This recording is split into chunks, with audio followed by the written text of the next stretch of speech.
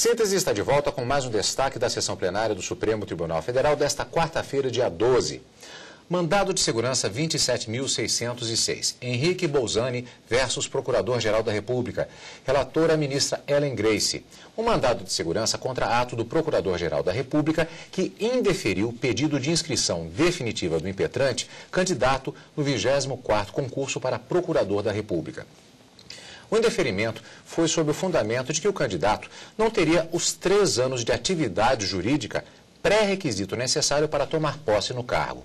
Na ação, o candidato alega que teria, sim, preenchido tal requisito, pois exerceu por mais de 3 anos, após a obtenção do grau de bacharel em Direito, cargo público federal de nível superior, no caso, como analista tributário da Receita Federal, cujas atribuições corresponderiam, segundo afirmou na ação, preponderantemente à interpretação e aplicação de normas jurídicas. Lídia, o problema aqui é se esta função na Receita Federal e ainda uma outra, que também faz parte do processo, em uma instituição de ensino superior, se poderiam ser consideradas como atividades jurídicas para efeito do concurso. Isso mesmo, até porque a legislação hoje brasileira prevê que para que uma pessoa faça um concurso público, por exemplo, para a magistratura ou para algum órgão do Ministério Público, ela teria que ter 3 anos de atividade jurídica. E sempre existem na Justiça várias ações questionando o que seria uma atividade jurídica ou não. Neste caso, o candidato ele era analista tributário da Receita Federal e também era consultor jurídico de uma universidade. Então, neste caso, ele entendeu que cumpriu os 3 anos de prática ou de atividade jurídica requeridas pela legislação. Porém, há uma controvérsia se esse cargo de analista tributário é um cargo privativo de bacharel em Direito ou se ele pode ser exercido por outra pessoa com nível superior, mas que não seja bacharel nesta área. Foi isso que gerou esse impasse e por isso houve um indeferimento da inscrição definitiva do candidato no cargo de procurador, para o concurso de procurador. Curioso, Lídia, que o candidato ele foi considerado como muito bem preparado para a função, inclusive pela classificação que foi obtida em todas as fases deste concurso, que é bastante difícil. Para a relatora, a ministra Ellen Grace, no entanto, a lei tem de ser aplicada. Ao que tudo indica, senhores ministros, o candidato é pessoa altamente qualificada para exercer tanto esta quanto qualquer outra função pública, conforme se pode depreender da leitura dos seus trabalhos, seus pareceres elaborados na assessoria à UBRA e também de um livro por ele firmado, A Responsabilidade Civil dos Notários e Registradores. No entanto, entendo eu que quem se submete a um concurso público se submete às normas vigentes à época da sua realização, inclusive os respectivos edital e regulamento. O objetivo buscado por meio da alteração introduzida pela emenda 45 é de que o certame se limite apenas a candidatos que tenham experiência jurídica plena, de acordo com o ordenamento, e não experiência em cargos de nível superior, não privativos de bacharel em Direito, nem em assessorias prestadas sem amparo legal no Estatuto da Advocacia por um determinado período de tempo. Assevere-se, finalmente, que o fato de um impetrante ter sido empossado, volto a frisar, em 5 de 11 de 2008, no cargo de promotor de justiça do Estado do Paraná, por ter conseguido comprovar o requisito de 3 anos de atividade jurídica com os mesmos documentos utilizados no certame em apreço, não consubstanciam qualquer direito líquido e certo à concessão da presente segurança, com base no entendimento firmado quando do julgamento do MS 26.690. A Suprema Corte, evidentemente, não se pauta por orientações, porventura, adotadas em concurso público para ingresso num Ministério Público Estadual. Além disso, a posse se deu em 5 de novembro de 2008, depois, portanto, da realização da inscrição definitiva, que se deu em 18 de 8 de 2008, e das provas orais mesmo do presente certame, que se realizaram no dia 4 de outubro de 2008. Por essas razões, senhor presidente, o meu voto, e com todas as ressalvas, é pela denegação da ordem. Esse julgamento ele também foi marcado por alguns esclarecimentos, pedidos de esclarecimento sobre a situação e vários debates também. Mas, no frigir dos ovos, com o perdão da expressão, no final das contas, apesar das próprias considerações feitas também pelos ministros, pelo fato dele ter se revelado preparado, até com publicação de livros sobre o tema, como disse a ministra Helen Grace, ficou prevalecendo o entendimento de que ele não teria cumprido a exigência de 3 anos, como estava colocado claramente no próprio edital do concurso. Isso mesmo, a ordem que ele requereu no mandado de segurança para poder continuar fazendo a sua inscrição definitiva no concurso foi negada, então ele não pode mais continuar participando do concurso para procurador, embora, como você falou, tenha passado nessas outras fases anteriores com notas excelentes e seja uma pessoa preparada para exercer o cargo, mas descumpriu um requisito que é essencial e previsto em lei. Neste concurso, o que não impedirá de participar de novos concursos para escolha de procurador até porque cumprido esse pré-requisito. Isso, cumprido o pré-requisito, inclusive um dos fatores que influenciou nesse prazo do candidato ou não foi o fato de que ele exercendo o cargo de analista tributário, ele não pôde ter a sua OAB. Ou seja, há um impedimento. Então, até o ministro, se não me engano, Carlos Brito, argumentou nesse sentido, dizendo que ele foi impedido de exercer a prática jurídica justamente por já ser empossado em um concurso da área da Receita Federal. Mas que ele havia se preparado bastante para exercer o cargo, porém, a decisão final do Supremo foi no sentido de denegar a ordem para o candidato. Bem, vamos na sequência para mais um destaque desta semana, no caso, o julgamento que aconteceu na quinta-feira, dia 13 de agosto de 2009. E um julgamento que envolvia uma questão, inclusive, de peso, tratando-se, inclusive, de questão tributária, o que levou a que houvesse, inclusive por conta da apresentação da chamada sustentação oral das partes no julgamento, toda a sessão plenária foi tomada justamente por esse julgamento. A primeira parte da sessão com a apresentação dos argumentos da tribuna e, posteriormente, com o voto do relator e também os votos dos demais ministros. Aqui o tema, perdão, é o imposto sobre produtos industrializados, mais exatamente o chamado crédito prêmio.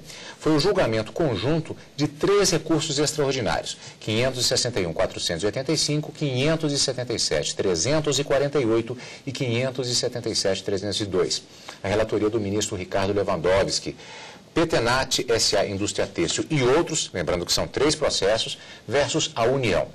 Recursos extraordinários contra a decisão do Superior Tribunal de Justiça, que entendeu como sendo inaplicável o benefício do crédito prêmio do IPI às operações realizadas após a data de 5 de outubro de 1990. Bom, Lídia, mais uma vez, isso já aconteceu antes, saímos um pouco do juridiquês geral, vamos dizer assim, e nós vamos cair na linguagem do direito tributário, que é um pouquinho mais específica. Então, vamos lá. Crédito prêmio do IPI. Bem, o crédito prêmio do IPI é um incentivo fiscal que foi criado em 1969 com a finalidade de incentivar empresas que produziam produtos manufaturados a exportarem. Então, a intenção do legislador ao criar esse crédito prêmio foi justamente fazer com que as empresas que produziam e exportavam exportassem mais, ou seja, um incentivo à exportação. E como é que eles poderiam adquirir esse crédito prêmio? Na medida que eles exportavam, ou seja, nas vendas de produtos manufaturados e exportados para outros países, eles recebiam esse crédito prêmio e poderiam deduzir, ou seja, na hora de pagar o IPI, na venda de produtos internos, aí eles teriam um direito a compensar esse crédito que já haviam recebido por ter exportado produtos. Então, foi um crédito que surgiu na hora de se pagar um determinado imposto, justamente com o objetivo do governo, na época, de incentivar as empresas a exportarem mais e criar benefícios para o próprio país. O argumento da inaplicabilidade deste crédito é de que ele seria um incentivo de natureza setorial e, portanto, teria sido extinto em prazo fixado pelo artigo 41, parágrafo 1º dos atos das disposições constitucionais transitórias. Bom, Lídia, aqui novamente uma interrupção. E o que seria um incentivo fiscal de natureza setorial? Bem, um incentivo fiscal de natureza setorial se diferencia daquele de natureza geral, porque quando o Estado brasileiro quer incentivar uma determinada área específica, por exemplo, como foi neste caso, de empresas exportadoras de produtos, aí nós diríamos que, então, o incentivo é simplesmente para aquele setor. Agora, quando o incentivo é para qualquer atividade ou qualquer área, aí nós teríamos um incentivo fiscal de natureza geral e não de natureza setorial. Neste caso, o crédito prêmio era para as empresas que produziam produtos manufaturados e que que fariam a venda desses produtos para o exterior. Então, nós temos um setor específico do comércio ou da indústria que está sendo beneficiado por esse crédito prêmio, e não todas as empresas ou todas as indústrias e produtoras em geral. Discussão central ainda neste processo é se este incentivo às exportações, criado em 1969, como vimos, se ele foi extinto em 1983, conforme determinava um decreto-lei de número 1722, este de 1979, se em 1990, por conta do artigo 41 do ADCT, como vimos há pouco, ou se ainda estaria em vigor. Qual a controvérsia entre estas datas e estes dispositivos? Como assim? Havia pelo menos dois dispositivos que poderiam ter determinado essa extinção, mas havia dúvida sobre isso, até mesmo a possibilidade de que ele estivesse em vigor, segundo argumentaram na ação? Isso, havia uma dúvida, até mesmo porque o ministro Ricardo Lewandowski, ele fez uma explanação bem definida a respeito desses decretos que criaram o crédito prêmio do IPI, e ele fez uma evolução histórica da legislação e disse o seguinte: em 69, um decreto criou o crédito prêmio, só que logo em seguida veio um outro decreto dizendo que esse crédito prêmio do IPI ele teria que ir se extinguindo progressivamente até 83. Posteriormente, surgiu um novo decreto restabelecendo ou revigorando o crédito prêmio. Mas, em 88, com a nova Constituição Federal, no ato das disposições constitucionais transitórias, diz lá no artigo 41 que os créditos prêmios de incentivos a áreas setoriais, né, nesse caso como nós falamos, eles teriam que ser extintos no prazo de 2 anos, a não ser que o Estado elaborasse uma lei que confirmasse a existência daquele crédito. Então, por essas diversas legislações que surgiram, esses decretos, não se sabe, até então, se o crédito prêmio teria sido extinto em 83, ou se, que era a data até que ele deveria ter sido extinto, ou se, em virtude do ato das disposições constitucionais transitórias, ele seria extinto em 90, já que não houve uma legislação que reafirmasse a existência do crédito prêmio. Vamos rever, portanto, trecho do voto do ministro Ricardo Lewandowski, que, como foi dito, é um voto longo, na verdade são muitos argumentos, muitas questões que foram colocadas e foram analisadas pelo ministro. Vamos, portanto, rever trecho do voto do ministro relator Ricardo Lewandowski. Os defensores da tese, segundo a qual o crédito prêmio estaria vigorando mesmo após o prazo de 2 anos estabelecido pela Carta Magna, sustentam que ele não constitui um incentivo fiscal, mas apenas um crédito tributário criado com o escopo de ressarcir o contribuinte pelos impostos pagos internamente. Outro argumento esgrimido pelos que advogam a manutenção da vigência do crédito prêmio até os dias atuais é que esse incentivo fiscal não possui natureza setorial, mas geral, por ter sido direcionado à exportação. Alguns ainda desenvolvem o raciocínio segundo o qual a expressão, entre aspas, setorial constante do parágrafo 1º do artigo 41 do ADCT teria sido utilizada com o intuito de extinguir os incentivos fiscais instituídos antes da promulgação de 1988, que tivessem como objetivo desenvolver atividades específicas da economia. Ora, segundo ensina Francisco Calderaro, que é um eminente especialista no assunto, entre aspas, e agora é a definição do que sejam, no pensamento desse eminente tributarista, o que sejam esses incentivos. Diz ele, entre aspas, incentivos ou estímulos fiscais são todas normas jurídicas ditadas com finalidades extrafiscais de promoção do desenvolvimento econômico e social que excluem total ou parcialmente o crédito tributário. Portanto, segundo este tributarista, não há que se fazer confusão entre crédito, incentivo, estímulo fiscal, porque essa ideia de crédito tributário está compreendido mesmo na noção, no conceito de incentivo ou estímulo fiscal. E eu comungo dessa tese.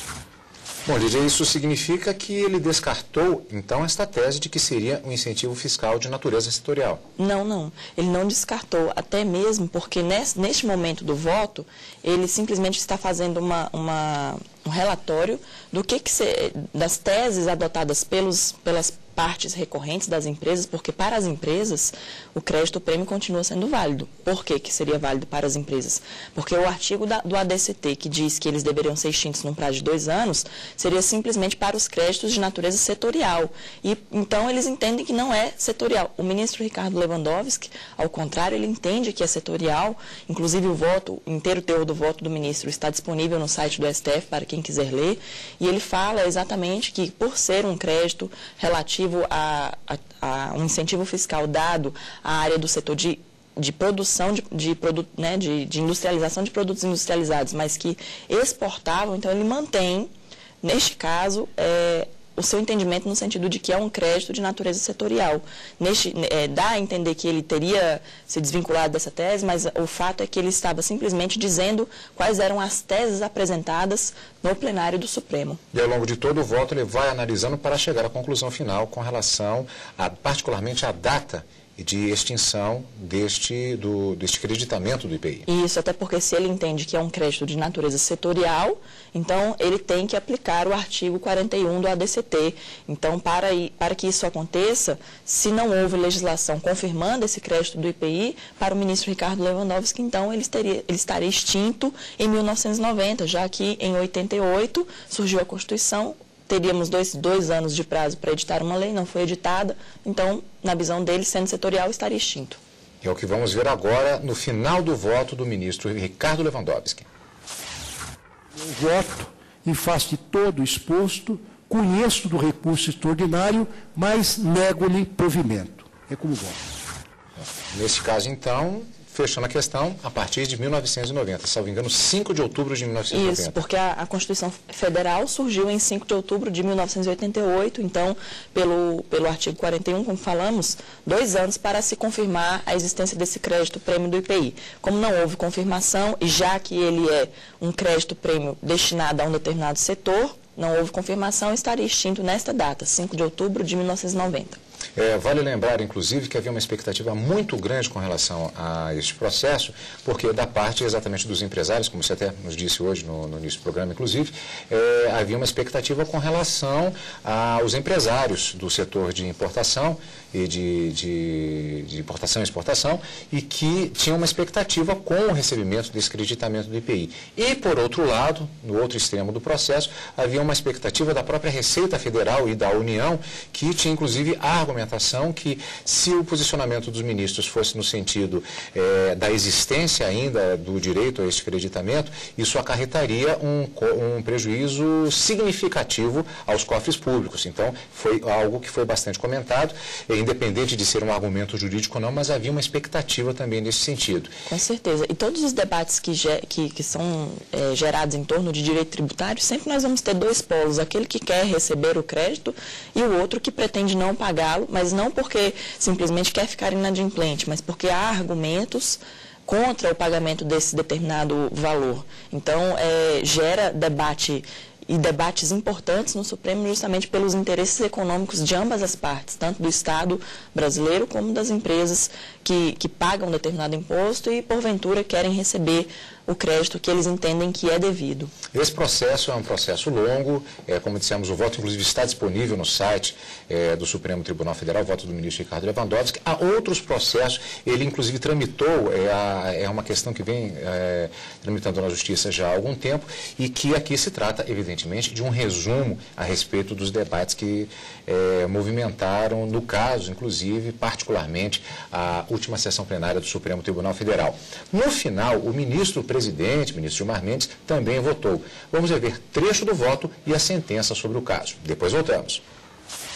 Eu também vou acompanhar, nesse ponto, o brilhantíssimo voto do eminente relator, assentando que, quer dizer, se já eventualmente não estivesse revogado, certamente foi com base nesta cláusula. Esse é o único objeto aqui do recurso extraordinário. Portanto, em relação a esses 2 recursos extraordinários, o 571.485 e 577.348, acho que podemos proclamar que o Tribunal, à unanimidade, desconheceu dos recursos e os desprovou.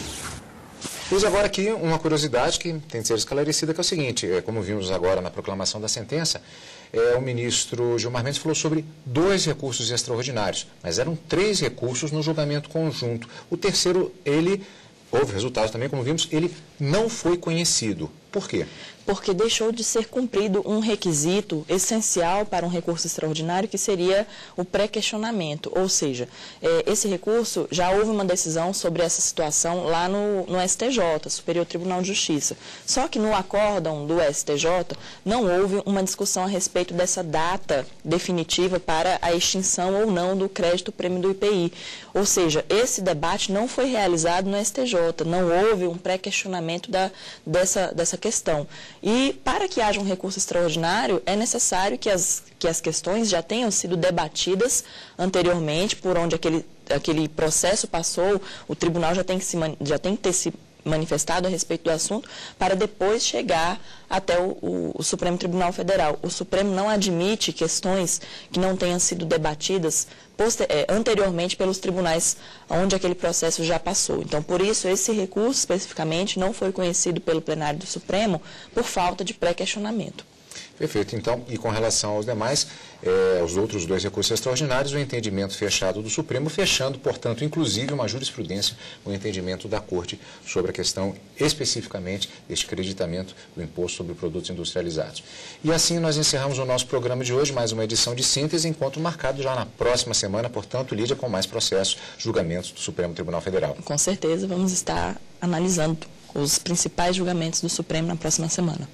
Obrigado por estar conosco e continue aqui na TV Justiça.